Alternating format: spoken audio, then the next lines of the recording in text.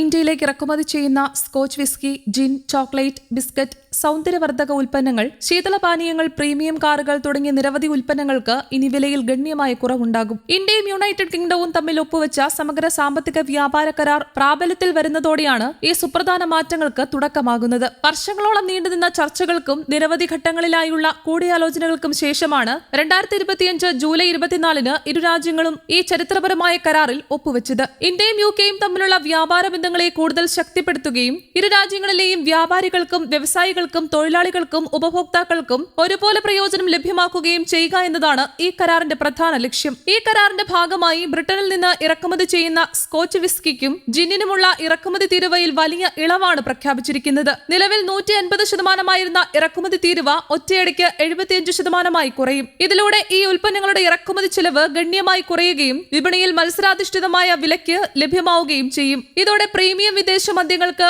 ആവശ്യകത വർദ്ധിക്കുമെന്നാണ് വിലയിരുത്തൽ. കൂടാതെ അടുത്ത 10 വർഷത്തിനുള്ളിൽ ഈ തീരുവ ഘട്ടം ഘട്ടമായി 40% കുറയ്ക്കാനാണ് ധാരണ. ദീർഘകാലാടിസ്ഥാനത്തിൽ ഉപഭോക്താക്കൾക്ക് കൂടുതൽ വിലക്കുറവിന്റെ നേട്ടം ലഭിക്കുമെന്നാണ് പ്രതീക്ഷ.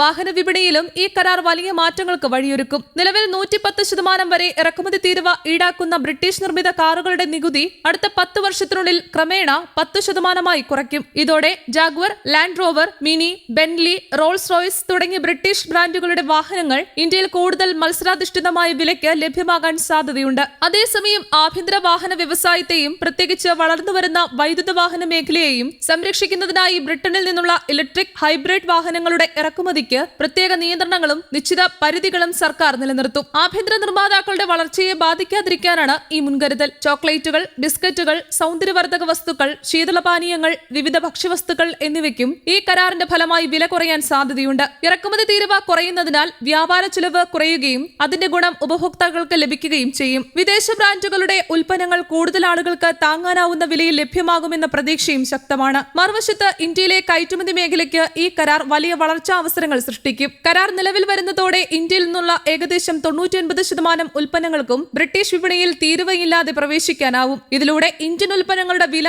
മത്സരക്ഷമമാവുകയും ബ്രിട്ടനിലെ ആവശ്യകത വർദ്ധിക്കുകയും ചെയ്യും. പ്രത്യേകിച്ച് തുണിത്തരങ്ങൾ, വസ്ത്രങ്ങൾ, സമുദ്രോൽപ്പന്നങ്ങൾ, തുകലുൽപ്പന്നങ്ങൾ, ചെരുപ്പുകൾ, കായികോപകരണങ്ങൾ, കളിപ്പാട്ടങ്ങൾ, ആഭരണങ്ങൾ, കരകൗശല വസ്തുക്കൾ തുടങ്ങിയ മേഖലയ്ക്ക് ഏറ്റവും കൂടുതൽ നേട്ടമുണ്ടാകുമെന്നാണ് പ്രതീക്ഷ. ഇതിനു പുറമെ എഞ്ചിനീയറിംഗ് ഉൽപ്പന്നങ്ങൾ, വാഹനങ്ങളുടെ പാർട്സുകൾ, യന്ത്ര ഉപകരണങ്ങൾ, ജൈവരാസവസ്തുക്കൾ, ഔഷധ നിർമ്മാണവുമായി ബന്ധപ്പെട്ട അസംസ്കൃത വസ്തുക്കൾ എന്നിവയ്ക്കും ബ്രിട്ടീഷ് വിപണിയിൽ കൂടുതൽ അവസരങ്ങൾ തുറക്കും. കയറ്റുമതി വർദ്ധിക്കുന്നതിലൂടെ രാജ്യത്തിന് കൂടുതൽ വിദേശ നാണ്യ വരുമാനവും പുതിയ തൊഴിലവസരങ്ങളും സൃഷ്ടിക്കപ്പെടുമെന്നാണ് സാമ്പത്തിക വിദഗ്ധരുടെ വിലയിരുത്തൽ. ബ്രിട്ടനിൽ ജോലി ചെയ്യുന്ന ഇന്ത്യൻ പ്രൊഫഷണലുകൾക്കും ഈ കരാർ ഏറെ ആശ്വാസകരമാണ്. ഇതിന്റെ ഭാഗമായി ഇരട്ട സാമൂഹിക സുരക്ഷാ സംഭാവന ഒഴിവാക്കൽ കരാർ ജൂലൈ 15 മുതൽ പ്രാബല്യത്തിൽ വരും. ഇതോടെ ബ്രിട്ടനിൽ താൽക്കാലികമായി ജോലി ചെയ്യുന്ന ഇന്ത്യൻ ജീവനക്കാർക്ക് അവിടുത്തെ സാമൂഹിക സുരക്ഷാ പദ്ധതിയിലേക്ക് നിർബന്ധമായും അടക്കേണ്ടിയിരുന്ന തുകയിൽ നിന്ന് ഒഴിവാകാം. പകരം ആ തുക ഇന്ത്യയിലെ ജീവനക്കാരുടെ ഭാവി നിധി അക്കൗണ്ടിലേക്ക് നിക്ഷേപിക്കാൻ കഴിയും. ഇതിലൂടെ ശമ്പളത്തിന്റെ ഏകദേശം 25% വരെ ലാഭിക്കാനും അതിന് ഇന്ത്യയിലെ നിയമപ്രകാരമുള്ള പലിശ ലഭിക്കാനും അവസരമൊരുങ്ങും. പ്രത്യേകിച്ച് വിവര സാങ്കേതിക വിദ്യ,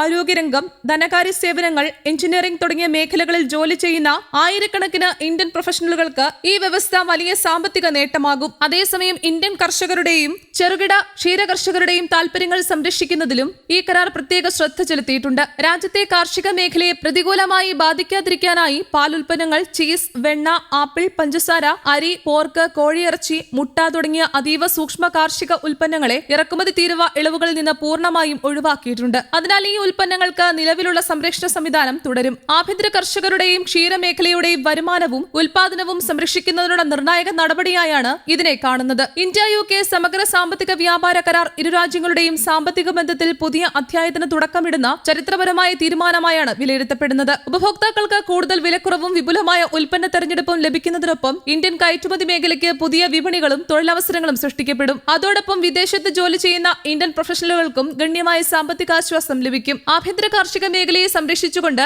അന്താരാഷ്ട്ര വ്യാപാരത്തെ പ്രോത്സാഹിപ്പിക്കുന്ന സമതുലിതമായ സമീപനമാണ് ഈ കരാറിന്റെ ഏറ്റവും വലിയ പ്രത്യേകത. News desk, Kerala Kaumudi.